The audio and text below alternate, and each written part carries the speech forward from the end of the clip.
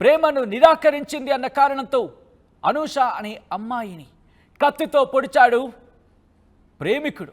కాదు ప్రేమికుడు కాదు, పైశాచికుడు. ఇంకా ఏం పదం ఉపయోగించాలి? ప్రేమ, మనిషిని పొడి చేయడం ప్రేమ, మనిషిని చంపేయడం ప్రేమ. ఇదా ప్రేమంటే? ఘటనా స్థలంలోనే ప్రాణాలు కోల్పోయింది. గిలగిలా కొట్టుకుంది అనూష. అదే సమయంలో సురేష్పై ఇటుకతో దాడి చేసింది ఎవరో తెలిస్తే మీకు ఇక్కడ ఫ్యూజులు అవుట్ అవుతాయి. ఎందుకు నేను ఇంత మాట అన్నానని మీకు అనిపించవచ్చు. తన కూతురిని అత్యంత దారుణంగా తన కళ్ళ ముందే హత్య చేస్తూ ఉండడంతో అనూష తల్లి తట్టుకోలేకపోయింది. ఒక ఇటుక తీసుకుని ధబేల్మని బాధేస్తుంది. సురేష్పై ఇటుకతో దాడి చేస్తుంది అనూష తల్లి. అనూష తల్లి చేసిన దాడితో సురేష్ అక్కడికక్కడే మృతి చెందాడు.